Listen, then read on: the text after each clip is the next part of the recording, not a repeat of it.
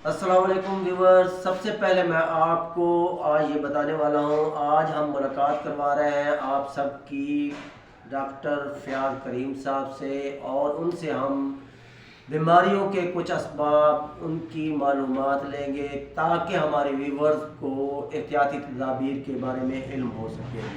तो डॉक्टर फयाज करीम साहब, मैं आपको खुशामदीद कहता हूँ और आपका शुक्रिया अदा करता हूँ कि आपने आज हमें वक्त दिया।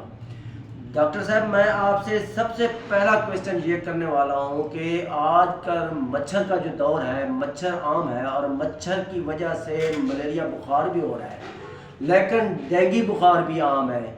आम मरीज़ को क्या पता चलेगा कि डेंगू और मलेरिया में फ़र्क क्या है, इसके असबाब क्या हैं, इनकी एहतियाती तदाबीर क्या है? काइंडली ये ज़रा हमारे व्यूअर्स को आप बता दें। ठीक है जनाब, थैंक यू सो मच। आपने हमारा तारुफ कराया। मेरा नाम डॉक्टर फयाज करीम है। देखिए, जो मलेरिया का पेशेंट आता है आपके पास और डेंगू का इनमें डिफरेंस ये होता है कि अलामात की बेस पे हम उसको तशखीस करते हैं जी।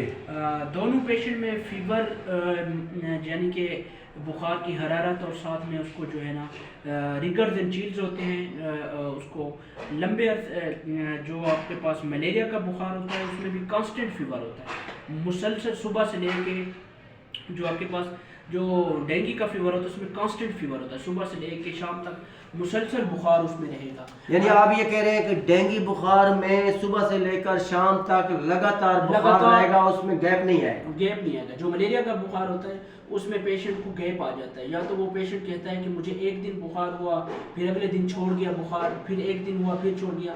ये इसमें हमें यानी जिसमें गैप होगा वो मलेरिया बुखार होगा, जिसमें गैप नहीं होगा वो डेंगू बुखार होगा। वो डेंगू बुखार हो सकता है। उसके अलावा उसको आगे तशखीस करना, उसके अलामात और भी देखने होते हैं। डेंगू बुखार में बेसिकली पेशेंट को हेडेक होता है, बहुत ज़्यादा सर में दर्द होता है, रेट्रोऑर्बिटल बर्निंग सेंसेशन होती है, आंखों के पीछे बोझ महसूस होता है, जिल्द के ऊपर खारिश भी हो सकती है, बहुत ज़्यादा हाई ग्रेड फीवर होता है। जब थर्मामीटर पे चेक करेंगे तो वो ब्लड प्रेशर, ये चीज़ें आप डेंगू बुखार की सारी अलामत, जो आप ब्लड प्रेशर उसका जब टेम्परेचर नोट डाउन करेंगे तो आपको थर्मामीटर पे 103 104 पे बुखार मिलेगा, हाई ग्रेड फीवर होगा, रिगर्स एंड चीज़ बहुत ज़्यादा कपकपी और सर्दी लगेगी, मरीज़ को उल्टियाँ भी लग सकती हैं, उसको मतली भी हो सकती है, पेट में दर्द भी हो सकता है। ये अलामात जब हमारे पास आते हैं तो ये थोड़े से मलेरिया से डिफ्रेंशिएट कर रहे होते हैं कि मलेरिया में बुखार जो कम अरसे के लिए रात के टाइम से शाम को टाइम ज़्यादा शुरू होता है, ब्रेकिंग बोन पेन होता है उसमें, और रिगर्स एंड चील्स होते हैं मलेरिया में, और पेशेंट्स को जो है ना इस तरह हम डेंगू और मलेरिया के फीवर में डिफरेंस कर सकते हैं। तो इनकी एहतियाती तदाबीर दोनों की डिफरेंट हैं या एक जैसी हैं?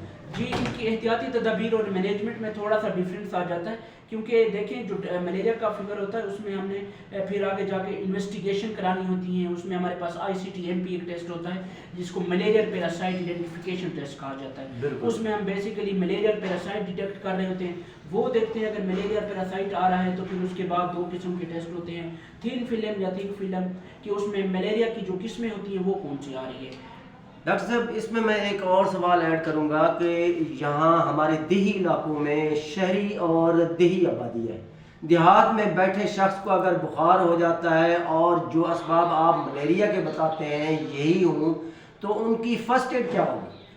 उनको देखिए, अगर एक पेशेंट को मलेरिया फीवर देहात में बैठे जी मरीज को, उसको देखिए, सबसे पहले तो हमारे पास ये इसकी जो ट्रीटमेंट होती थी आज से कई साल पहले, प्राइमाकोइन जो हमारे पास क्विनीन की टेबलेट्स होती थी, जो कि आजकल इस दौर में रेजिस्टेंस डेवलप कर चुकी हैं। आजकल देखिए, अगर अगर एक पेशेंट को मलेरिया फीवर हो गया है, साथ में उसके ब्लड टेस्ट भी पॉजिटिव आ रहे हैं मलेरिया के, तो उन्हें एंटी मलेरियल मेडिसिन जो कि आजकल कम्बिनेशन में अल्टीमेथर प्लस लिमिफेंट्रिन के फार्मूले में इंजेक्शन जेनम में आ रही है, जो उस कंडीशन में तो वो उसको जो है ना हमें एडवाइस करनी चाहिए होती है। डॉक्टर साहब, आपका बहुत कीमती वक्त है, मैं ज़्यादा आपका कीमती वक्त नहीं लूँगा। आज के लिए हमारे व्यूअर्स के लिए मेरे ख्याल में इतना ही काफ़ी, लेकिन मेरी रिक्वेस्ट ये है कि गए बगए हम आपसे मालूमात लेकर अपने व्यूअर्स को बताते रहेंगे ताकि देही इलाकों में रहकर वो एहतियाती तदाबीर अपना सकें। तो मैं आपका बहुत बहुत शुक्रिया अदा करता हूँ। अल्लाह आपको खुश रखे। सलाम।